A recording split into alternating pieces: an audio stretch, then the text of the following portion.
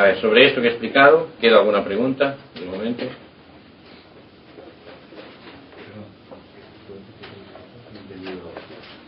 ¿Qué? Bueno.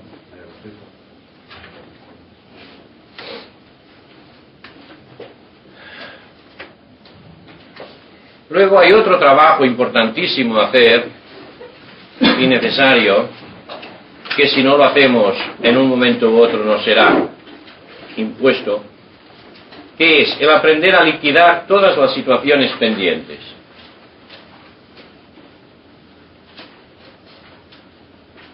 La mente debiera funcionar como un registro y un transformador de entradas y de salidas. Percibe una situación que llega hasta el fondo, la mente entiende el significado de la situación y provoca una respuesta del fondo total a la situación. Eso es cómo debiera funcionar la mente. Es cómo funciona la mente cuando se ha hecho el trabajo. O sea que en cada momento hay una entrada hasta el fondo y una salida desde el fondo totalmente completa, adecuada a la situación. O sea que la situación no deja residuo, porque la respuesta es completa. Eso es lo que le ocurre al niño pequeño, es lo que ocurre a los animales en general, los que no están neuróticos, porque hay algunos que están neuróticos, sobre todo cuando han estado conviviendo con los seres humanos bastante tiempo. Es clínicamente cierto, ¿no?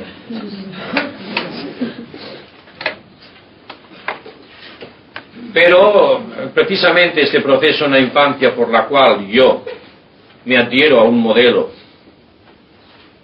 que trato de cumplir y luego me identifico con la idea que me hago de mí, hacen que haya un montón de cosas que yo no puedo expresar o que trato de no admitir.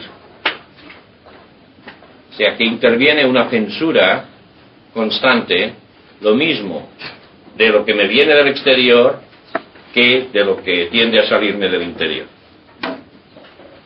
Todo esto hace que este funcionamiento libre, completo, total, deje de funcionar así.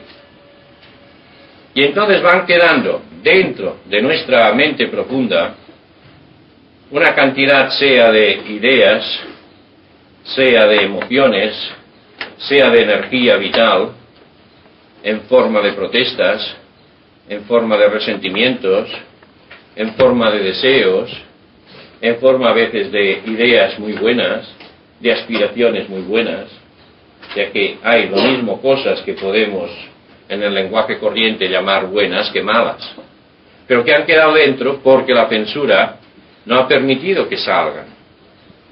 Esto hace que haya una cantidad de situaciones que han quedado interiormente interrumpidas,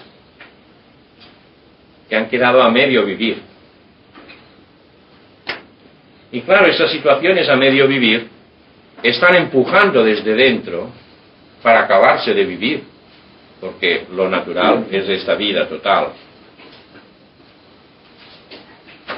Cuanto más cosas hay más fuertes, mayor es el esfuerzo que he de hacer para evitar que salgan. Lo cual equivale a decir, cuantas mayores represiones tengo, con mayor tensión vivo. Porque ese esfuerzo para que no salgan es el que crea la tensión. Tensión mental, tensión emocional y tensión física.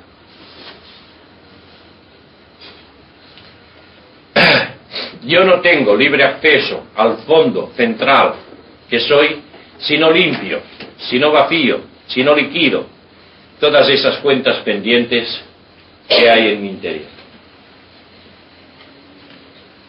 Y esto es una necesidad natural. Yo puedo vivir con todo eso a cuestas, pero un día u otro, aunque sea al dejar el cuerpo físico, todo eso tendré que revivir en un intento de liquidarlo. Eso es lo que constituye los estados post-mortem, que se llaman a veces pues de cielos o de infiernos intermedios, o de purgatorio. Es el revivir todas las cosas que están pendientes porque como entonces desaparece la censura, la capacidad de censurar, o por lo menos disminuye mucho, entonces todo lo que dentro está empujando tiende a salir. De cara a la realización, esta limpieza es totalmente necesaria para que haya una transparencia y una unidad. Transparencia y unidad en los tres vehículos: vehículo físico, vehículo astral y vehículo mental. Al sentir estas experiencias, o sea, en un estado de posmote, ¿llegas a limpiarlas? A veces sí, a veces no, y cuando no es lo que decíamos que arrastra y se convierte en el famoso karma.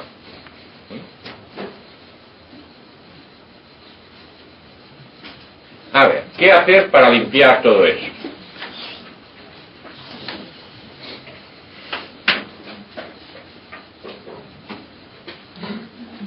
Es muy fácil. No os podéis quejar, todo lo que os explico es muy fácil.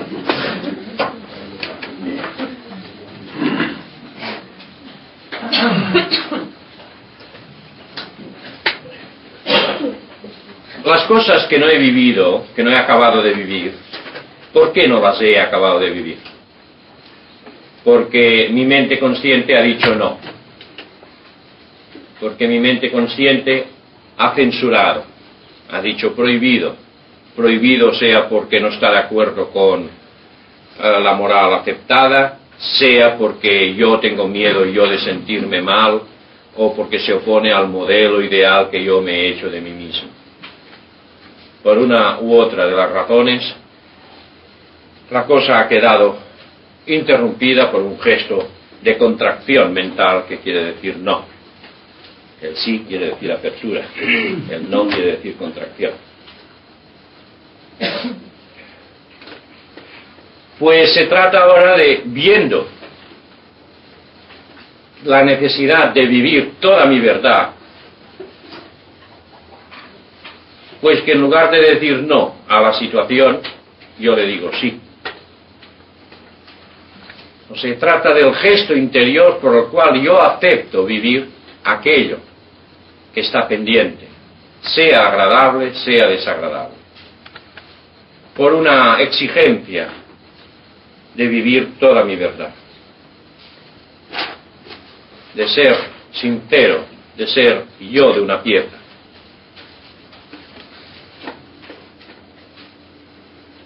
Entonces, el modo concreto de proceder es, en la misma situación de tranquilización inicial que decía para el ejercicio anterior, evocar las situaciones, una situación que uno recuerde que sea la más dura, aquella situación que ha dejado en mí como una carga, un peso,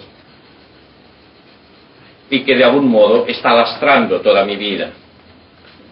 En ese caso que se decía, el resentimiento hacia la madre porque no ha recibido uno el afecto y comprensión que uno esperaba, sino quizá lo contrario. Entonces esto es como un peso que está dentro. O puede ser cualquier otra situación. Entonces es revivir la situación, sobre todo si hay varias situaciones, revivir la primera la más antigua, la inicial, la más profunda, si uno se acuerda, si no, partir de lo que uno recuerda. Y entonces permitir, manteniéndose por un lado muy consciente, permitir que esa situación adquiera en mi mente toda la fuerza que tenía en aquel momento. O sea, es permitir no solamente recordar, sino sentir lo que va junto con el recuerdo. Esta fase del sentir es fundamental. Veréis que en cuanto uno me empieza a evocar la situación y a permitir el sentir, viene inmediatamente una tendencia o a cerrar o a reaccionar en contra. Es lo que hemos estado aprendiendo a hacer toda la vida, desde pequeños. Y ahí es cuando, estando alerta, dices no. Ante esta situación, no quejarme, no agredir, no cerrarme y huir, sino vivir la situación del todo. Y aceptar el malestar que esto produce. De hecho, es aceptar aquella realidad tal como está grabada dentro. Esto a veces puede ser muy difícil porque dentro puede estar registrado como algo muy penoso, muy desagradable. Y se trata de que en la medida que yo pueda, acepte vivir eso. Aceptar simplemente. No es interpretar, no es justificar, sino simplemente aceptar vivir, que es lo que yo no acepté en su momento.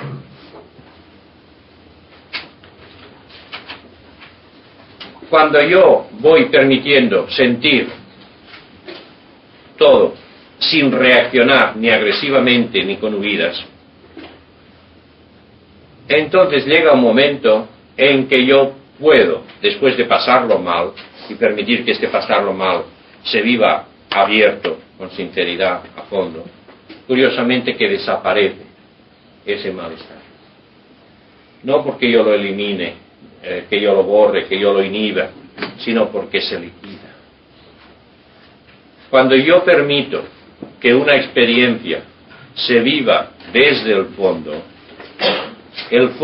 absorbe y liquida completamente lo mismo la idea que la carga emocional, que el dolor. El fondo tiene el poder de absorber y diluir definitivamente toda experiencia. Es porque no hemos permitido que la experiencia penetrara hasta el fondo que ha permanecido allí. Yo comparo eso con las olas del mar. Una ola no es nada más que mar, que agua, que de repente adquiere una forma que puede ser muy alta y muy violenta, pero que luego revierte de nuevo y se diluye en el mar como mar. Este es el movimiento natural. Del fondo surge la forma y la forma revierte hasta el fondo y se diluye en él.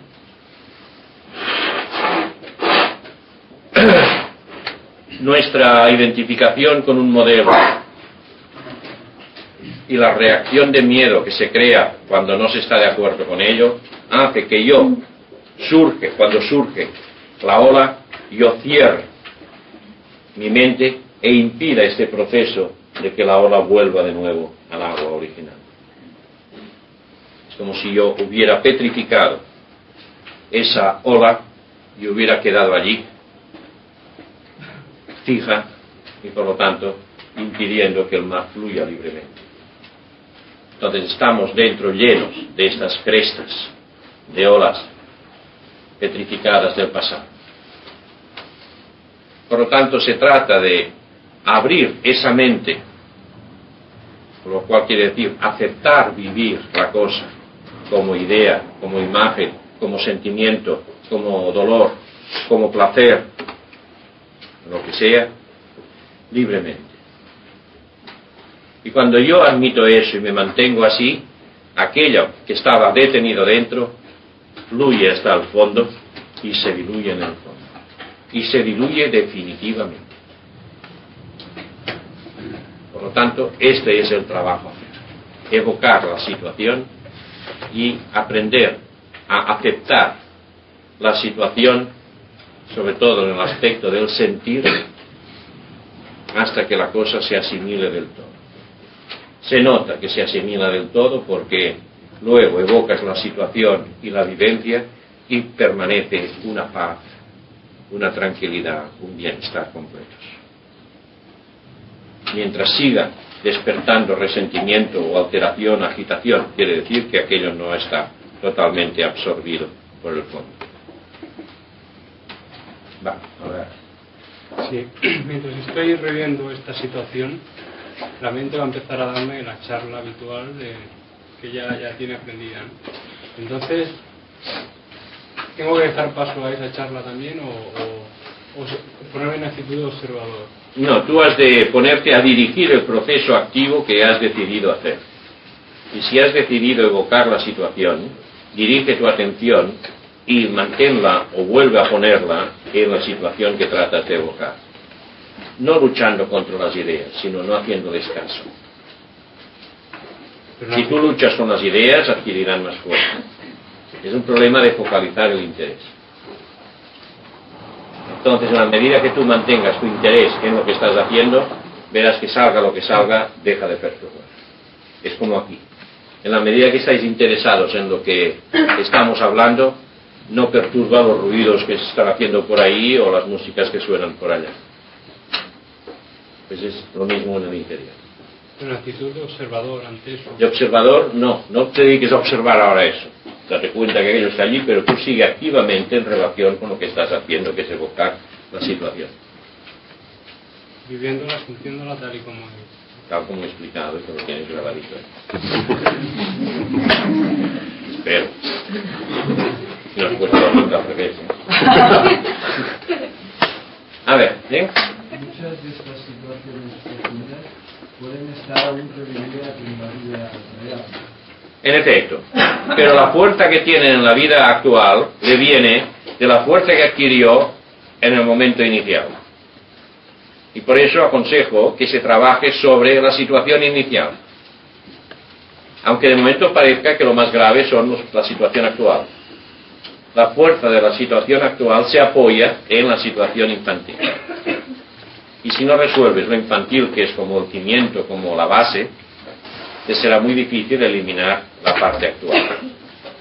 Pero en el momento que lo eliminas, se han de producir unos cambios externos notables, ¿no? De actitud. Sí, notarás que a la medida que hagas este trabajo, tu modo de vivir las cosas irá cambiando solo. Entonces te darás cuenta que no son tanto las situaciones, sino tú ante las situaciones. Y curiosamente, cuando cambias tú ante las situaciones, ellas a su vez cambian. Aunque parezcan inamovibles. Pero el trabajo está cambiando uno, que es lo que depende de uno. Mucha gente que se está esforzando en cambiar situaciones. Y si al final consigue cambiar la situación, vuelve a renovar otra vez el mismo problema en otra situación.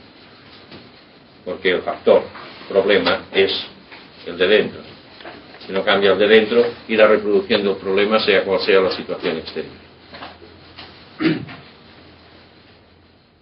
Antonio, llevo un tiempo observando que cuando a la mañana al despertarme siento angustia.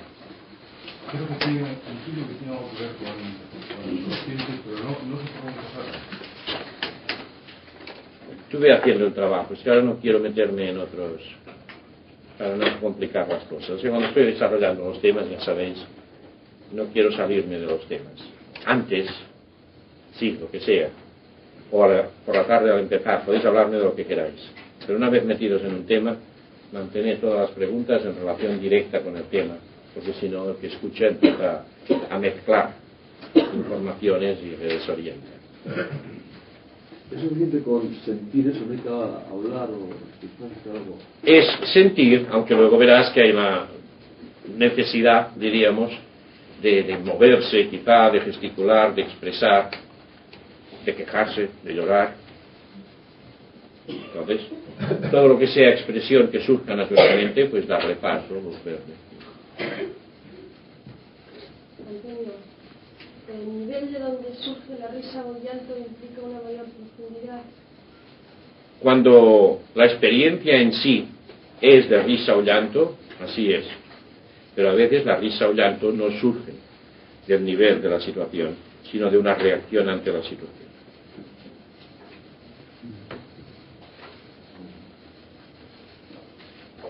En vez de intentar evocar esa situación, ¿daría también los mismos resultados si realizáramos continuamente o varias veces esa misma acción que recordamos? Si evocáramos continuamente la...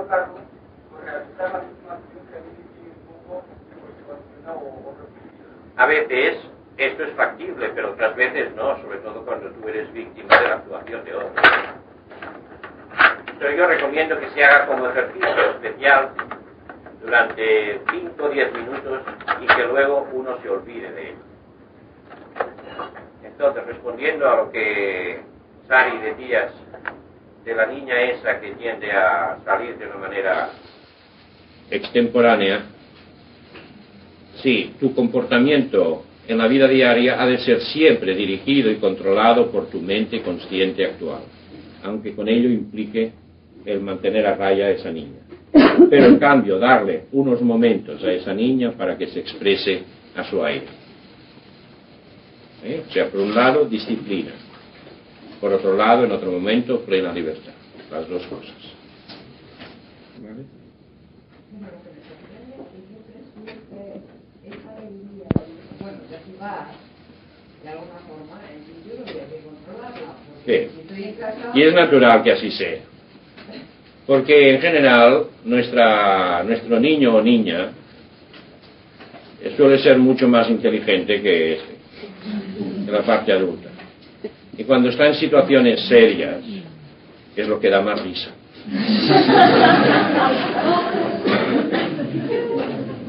Pero como se trata de a la vez seguir viviendo y que no te metan en un manicomio, pues se trata en la vida con normal, pues comportarse del modo normal, aunque sea diciendo a la niña, tú cállate que luego ya nos encontraremos.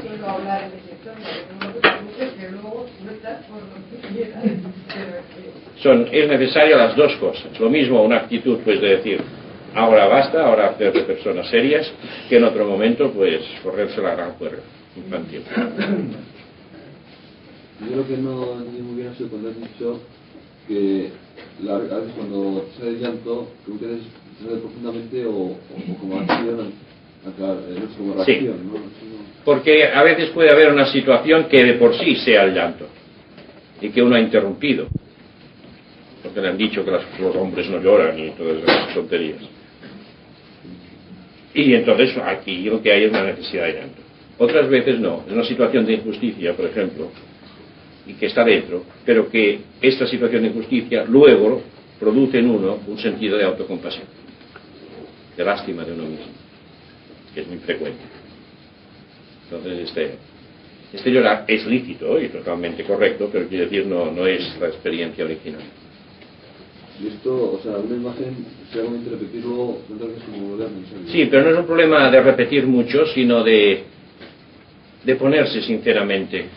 Un problema de sinceridad, de simplicidad interior. O sea, ser de nuevo como niños. Por eso hay que adoptar esa actitud en la que la mente crítica y la voluntad están más tranquilos. Que la parte espontánea y afectiva pues pueda funcionar con mayor libertad. Esto a veces puede requerir varios intentos. ¿Sí? Avanzando hacia atrás, tendríamos que llegar al Renacimiento o Renacer. No hace falta, a no ser que el Renacimiento pues hubiera sido muy traumático y que de algún modo uno recordara ese traumatismo, ¿verdad? Pero igual entonces hay el problema de los traumatismos que uno pueda haber vivido en su vida intrauterina, que también los hay. De momento es trabajar con aquello de lo que uno es más consciente. Si tienes una salida de inconsciente muy fuerte, después no la puedes dominar. No, si lo hacéis como lo digo, veréis que podéis y debéis dominar. Si te encuentras alguna vez que predomina lo que sale de dentro, oblígate a abrir los ojos, a respirar profundamente y a hacer ejercicio físico muy fuerte y muy consciente. Levantar pesos, porque la conciencia física sirve para frenar, para inhibir la salida del inconsciente. Es que tienes el cuerpo físico, digamos, en un estado que no lo puedes mover. ¿Cómo? Y si tienes el cuerpo físico en un estado que no lo puedes mover. Es que me lo pones muy difícil, ¿eh? ¿Cuál sería ese estado? Bueno, de contracción muscular. No, si tú estás en un estado vigílico, verás que puedes respirar más profundamente. Empezar por la respiración, que es lo que activa la circulación. Y además lo que obliga a contactar más estrechamente lo astral con lo físico. Y luego a partir de ahí verás que puedes intentar mover. Lo importante no es tanto el mover mucho, sino el mover muy consciente. O sea, obligar a que la mente esté contactando la conciencia física. Eso es lo importante. Y por lo mismo, si tú tienes o temes que la cosa puede ser fuerte, no hagas esta evocación de situaciones pasadas hasta que no hayas trabajado muy a fondo lo que he explicado antes, esos días anteriores. Y el trabajo que doy es totalmente gradual. Primero hablo de la atención y luego hablo del vivir activamente el yo experiencia, desarrollando, actualizando las facultades. Cuando haces esto, de hecho estás reforzando tu mente consciente. Luego hablo de trabajar el inconsciente en la primera fase, que es reeducar la mente inconsciente. Esos tres aspectos tienden a reforzar todo tu yo psicológico consciente. Y en la medida que hagas este trabajo, verás que tienes mayor poder para controlar lo que surja del inconsciente. Si de momento temes que todavía sea demasiado fuerte, aplázalo y sigue trabajando esos aspectos, que son todos ellos de afirmación y de desarrollo positivo del yo experiencia. ¿Sí? ¿Lo entiendes? ¿Ves claro cómo funciona eso?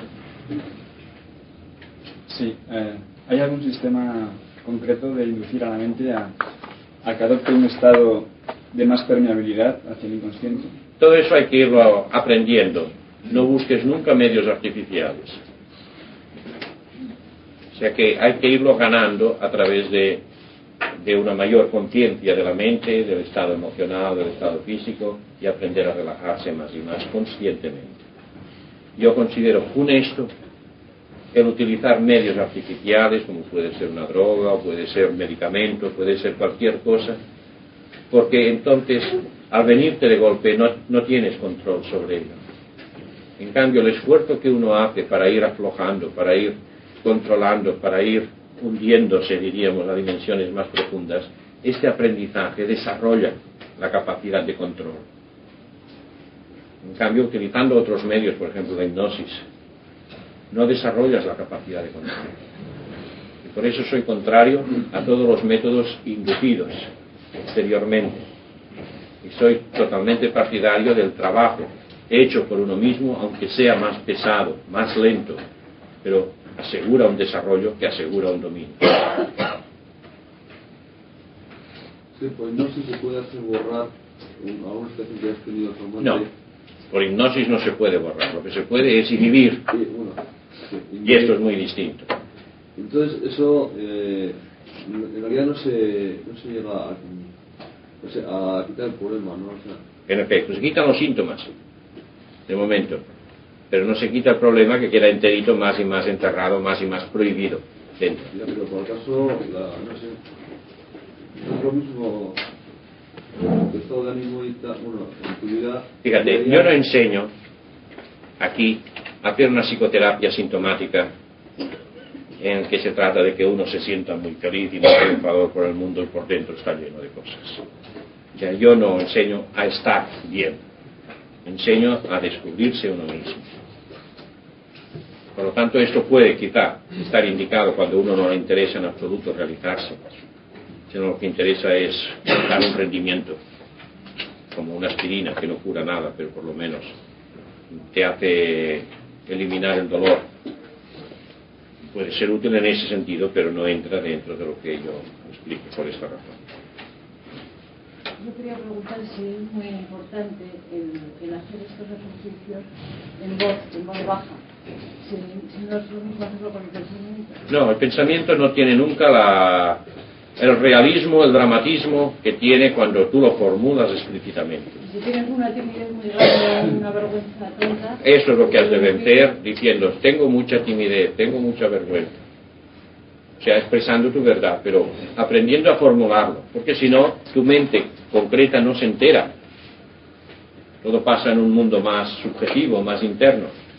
Lo que se trata es de traer a la mente consciente todo lo que hay en el inconsciente para que sea una sola cosa. ¿Sí? La mecánica de la hipnosis sería válida. Y también en la hipnosis... No, cuidado.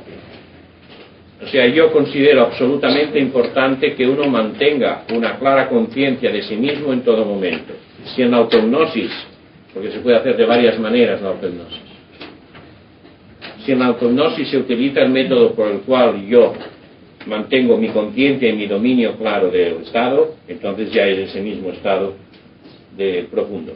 Pero hay otra forma de autohipnosis en la que uno queda inconsciente dándose la orden de que por dentro funcionen o pasen tal cosa o tal otra. Es que para mí la hipnosis eres mucho más consciente. Bien, entonces eso que tú llamas autohipnosis, en la medida que sea consciente, vale, porque equivale a eso que digo de la relajación profunda. Pero cuidado con el nombre, porque con autohipnosis hay otras cosas. Una pregunta. Conozco un muchacho que a raíz de una situación que tuvo traumática en su infancia ha quedado muy tartamudo. Entonces, si reviviera una situación de esta forma, ¿se podría solucionar la tartamudez? No lo sé, es posible, pero yo no explico eso como terapia, ¿eh? No, quiero decir que sea un especialista quien se lo diga, porque igual le cura la tartamudez y luego le sale una joroba. Quiero decir que puede ser cosas delicadas. Si realmente la causa fue solo esta, sí, pero si hay otras causas a lo mejor que están opuestas, fue muy concreto el desencadenarse la situación. Pero tú no sabes si hay allí otros factores que están implicados en eso. A veces una situación es la desencadenante, pero no la causante. Puede que sí, pero quiero decir, yo no lo sé, porque no estoy explicando esto como una terapia. No quiero meterme en terreno de problemas psicológicos en sentido clínico, porque pueden haber otras complicaciones, y ha de ser una persona que conozca el caso y que esté autorizado para manejar. Antonio, antes has dicho que hay un momento que uno tiene miedo de no responder al modelo. Una de las causas por las cuales situaciones quedan interrumpidas o se va acumulando cosas. ¿Este miedo coincide con el miedo básico? Es una expresión, es un miedo a fracaso. Un miedo a que fracase. ¿Fracasar qué? La idea que uno tiene de cómo ha de ser. Mucha gente en una conversación se quedan callados, o aquí algunos no preguntan. ¿Por qué? Porque tienen miedo de no preguntar bien o decir cosas que parezcan inoportunas. Entonces, ves, esto es un miedo por el modelo que hay de no estar seguros de poder responder de un modo de preguntar de un modo perfecto. Sigue siendo personaje con su juego. Hay trabajo y más, ¿no? O sea, no respondo y, por ejemplo, fracaso no respondo a la idea que tengo del modelo. Pero la idea del modelo es una inclusión de ser querida o de ser aceptada. Sí, sí. Pero no solamente de ser querida y ser aceptada por los otros, sino de ser aceptable ante ti misma. En las dos cosas. O sea, tú también eres el otro. Tú te estás juzgando a ti mismo.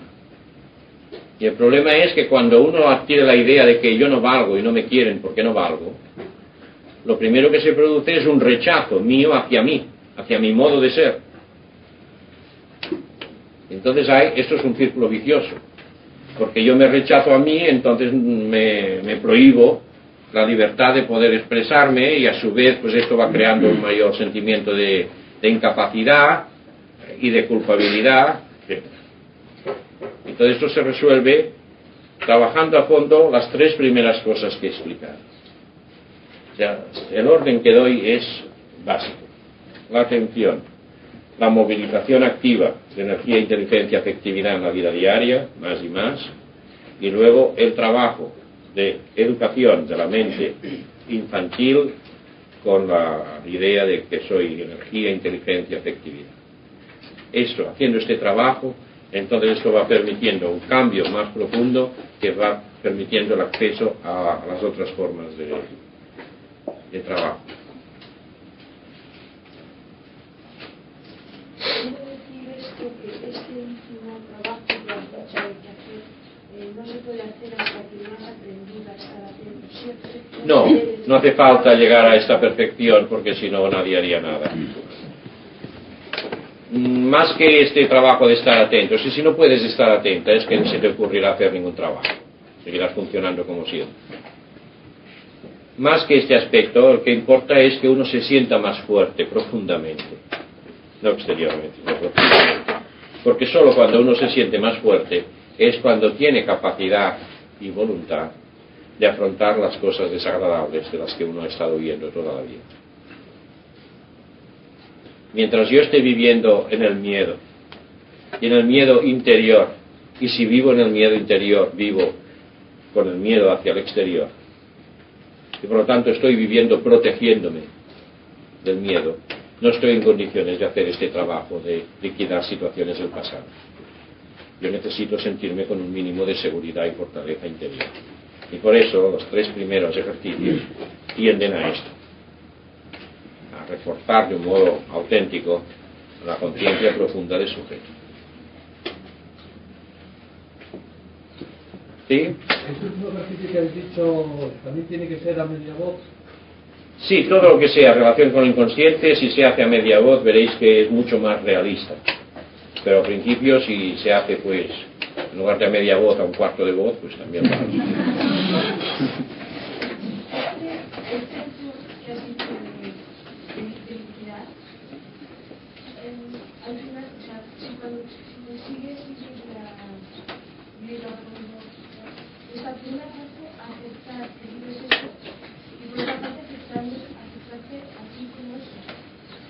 No, es aceptar el sentir, simplemente. Es aceptar lo que ves y lo que sientes. Porque la finalidad es no cambiar ninguna imagen de ti, en este caso. La finalidad es asimilar, digerir la situación que está allí, en medio vivir. Por lo tanto, lo que interesa aquí es simplemente sentir y ver, aguantando el tipo bien, y nada más. O sea, la asimilación se produce automáticamente en cuanto quito el impedimento de mi resistencia. Y nada más. Es liquidar, no es cambiar. En esta cosa que digo. En la vida actual hay momentos que me gusta que me traten como una niña pequeña. Entonces la persona que tengo al lado pues lo hace porque me ve que me siento feliz en aquel momento. Y yo pienso que me gusta porque me están dando un mimo que puede ser que en el momento que me hubieran tenido que dar, no lo he pedido. Y me recreo en ese momento porque me siento muy feliz. ¿Es bueno mantener este momento o mirarlo de divino? Es bueno que hagas el trabajo que he indicado. Y entonces verás que muchas de esas cosas se van desapareciendo solas. Pero esto puede ser producido por, o sea, sí, los momentos de mimos que necesito, como si fuera un crío pequeño, porque a lo mejor no los he tenido. Es muy posible, o puede ser que los hayas tenido y quieras retenerlos. El sacar del inconsciente los problemas no sería el sacarlo y explicitarlo y expresarlo. ¿Podría diluirlos o es imprescindible la comprensión lucida? Hay situaciones que lo que requiere es sobre todo la comprensión. Y hay situaciones que lo que requiere es el aceptar, vivir lo desagradable, en tanto que desagradable. Hay situaciones que son más de significado que de sufrimiento. Pero en todos casos son las dos cosas que han de estar ahí.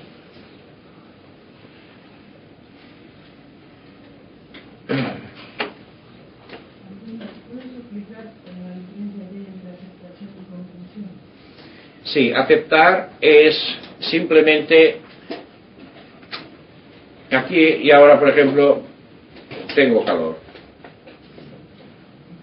Entonces aceptar es darme cuenta que tengo calor y decir, bueno, es desagradable, pero está ahí, y me relajo en el calor. No resisto el calor, no estoy ofreciendo una resistencia al calor, no estoy protestando, no estoy pretendiendo que no esté aquí.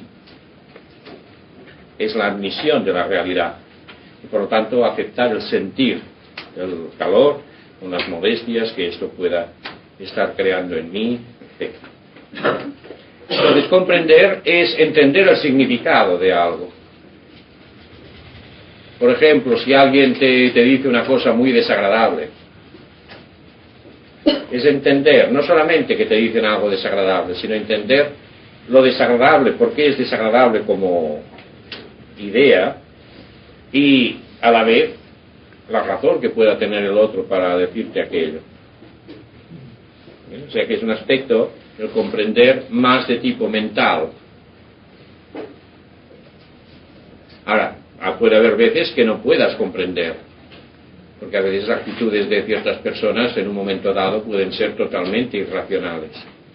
Más que expresar una razón, expresan un sentimiento, una emoción. Y entonces, por el simple hecho de aceptar, bueno, esto es así, ha sido así en ese momento, a fondo, aunque no llegues a una comprensión plena, pues también vale. Es sobre todo esa actitud de no resistencia, de no oposición. Aceptar, vivir las cosas tal como son y aprender a dar una respuesta total a las cosas tal como son.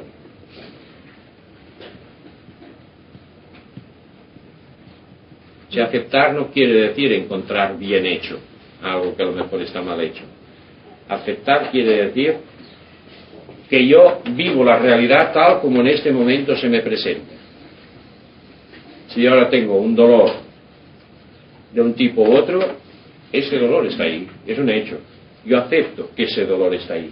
Y aceptarlo quiere decir que yo lo vivo a fondo. Ahora no quiere decir que me quede pasivo frente a eso.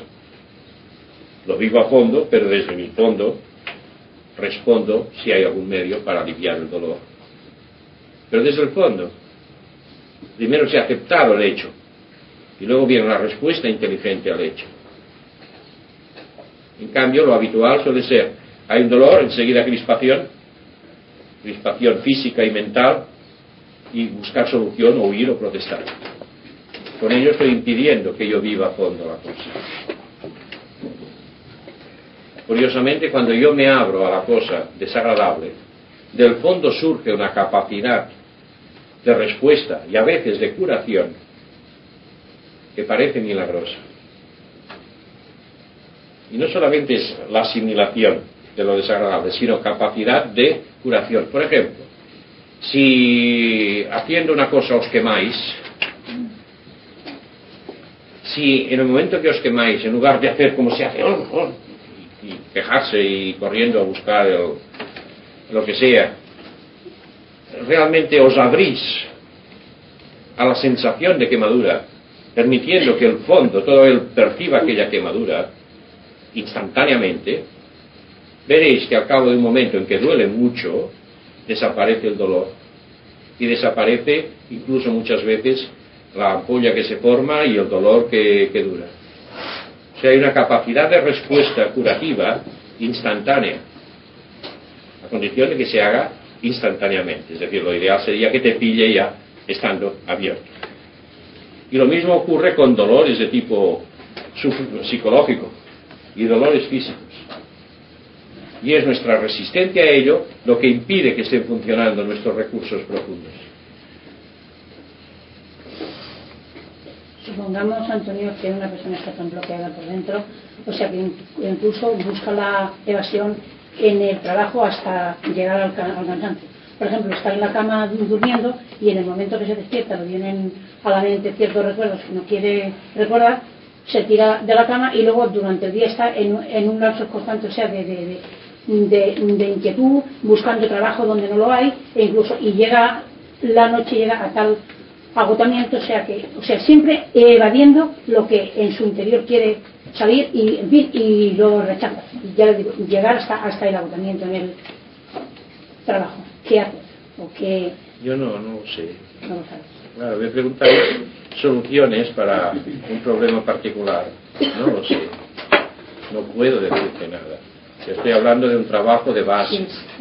No cómo resolver tal problema o tal otro. Lo siento, pero no es esta mi función. La finalidad de aquí no es cómo vivir mejor, sino cómo ser más realmente uno mismo. Traerá consigo el vivir mejor, pero es como consecuencia de vivir la propia verdad. Pero habrá algún medio para romper ese bloqueo, ¿no? Sí, pero una cosa es que uno busque solucionar un problema particular, aunque sea este, Sí. y otra cosa es que uno esté interesado en la propia autenticidad. Y si lo que uno busca es un remedio para eso, no estará dispuesto a hacer el trabajo que requiere el de la propia autenticidad. Entonces, para esto hay los psicólogos y personas que pueden orientar en ese terreno concreto de síntomas y cómo solucionar esos problemas. Yo ya no actúo como psicólogo, ya me jubilé. Eso que estaba diciendo antes, entonces se reacciona, por ejemplo, ante un problema de angustia, ¿no? Entonces se reacciona violentamente, entonces queda la situación pendiente de eliminar. ¿Y cómo no quedaría pendiente? Si yo aceptara vivir la angustia, comprendiéndola y aceptándola. En el fondo es porque uno está rehuyendo el pasarlo mal. Si yo acepto pasarlo mal, puesto que el mal está ahí, liquido la situación. Como regocijándome en vivir. Nada de regocijarme, simplemente no cerrándose a ello. Lo que he explicado antes del mar y las olas, ¿verdad? Sí, sí. Entonces es no cerrando, permitiendo que la angustia o el miedo o lo que sea esté ahí, yo lo estoy viviendo y sufriendo, pero conscientemente, y entonces esto se liquida. Pero en mí, en todos, hay el hábito de defenderse de lo desagradable. Y entonces al defenderse se cierra y se impide que se viva en profundidad y que se liquide. Entonces esto queda dentro cristalizado. O sea, yo huyo de lo desagradable, pero lo desagradable me sigue por todas partes. Lo arrastro conmigo. ¿Cómo es que la comprensión diluye los traumas infantiles cuando de niño realmente se vive más bien el aspecto afectivo, el aspecto vital? Hay las dos cosas, ¿eh? O sea, si te fijas, si repasas lo que expliqué sobre la formación de bioidea y de personaje, hay un aspecto de identidad que se refiere a incomprensión. Yo no comprendo por qué me dicen que no valgo o no me quieren. Un aspecto de comprensión. Y luego está el sentimiento de abandono. Hay un aspecto de comprensión. Y los niños tienen una capacidad de comprensión muy mayor de lo que el mayor se imagina. Pero no hay un desarrollo mental todavía. No, pero tiene una capacidad de comprensión, no de razonamiento, no de deducción, sino de comprensión intuitiva, inmediata. Y si a un niño le explicas simplemente el porqué de las cosas, verás que el niño entiende y acepta. Y esto incluso a los animales, ¿eh? Si a un animal, me refiero a un animal superior, un perro, le explicas, claro, un perro decente, ¿eh? Le explicas el porqué de una cosa, por ejemplo, que te has de ausentar y que volverás. Curiosamente da la impresión de que entiende.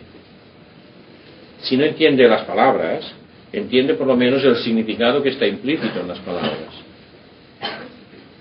Entonces en los niños ocurre mucho más específicamente. Entonces hay cosas que el niño no comprende y que no puede comprender porque son absurdas. Que el padre le diga al hijo pues que ha de ser muy veraz, que no diga mentiras, y luego ve que el padre está inventando mentiras continuamente en la relación con los demás, por ejemplo. Entonces son cosas que no encajan. O que le digan pues que ha de ser muy valiente, y un día que es valiente y se da de tortas con otro, le pegan porque ha alborotado la clase, etc. O sea que en la educación hay muchos contrasentidos, muchas contradicciones que hacen que el niño pues no entienda. ¿Por qué hay que estar callado a la hora de comer, por ejemplo? ¿Por qué hay que hacer tantas y tantas cosas que no se le ve por la razón? Claro, el niño se resiste a hacer aquello que no comprende. Ahora, si se le hace entender, incluso el niño es capaz de aceptar que hay que hacer una cosa porque en ese momento yo estoy muy mal y tengo el capricho de aquello. Entonces entiende al niño, mira, es un capricho. Pero lo malo es que se le diga que aquello no es un capricho, sino que es una verdad totalmente razonable.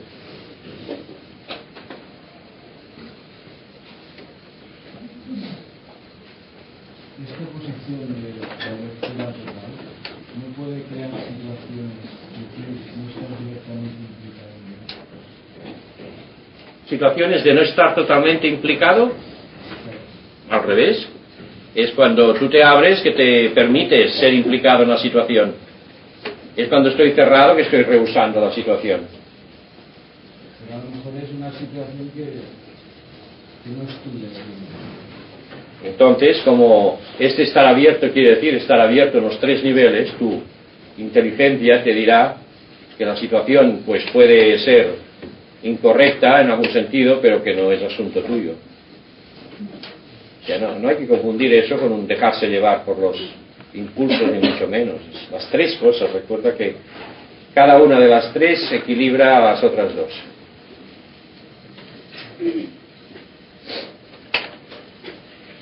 Yo quería saber qué diferencia hay entre la aceptación y el conformismo.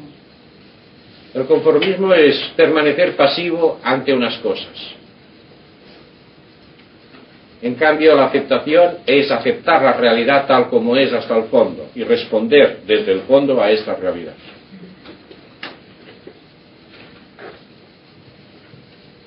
O sea, el conformismo es una actitud pasiva. En cambio, la aceptación es una actitud que es a la vez comprensiva y activa. Porque lo mismo que hay una aceptación hasta el fondo, hay una respuesta a esta situación desde el fondo. O sea, el conformismo no es positivo. El conformismo, en ese sentido que se dice, no es positivo porque es una actitud pasiva. Porque no es una actitud que se vive uno enteramente en una situación. ¿Se podría definir como una persona que es indiferente? El conformismo, o sea, una persona que es indiferente a puede, no lo sé, depende. Si la indiferencia es de ese tipo, pues sí, pero hay indiferencias de otros tipos. Bueno, ya tenemos otra dosis de trabajo. Hasta la tarde. Adiós.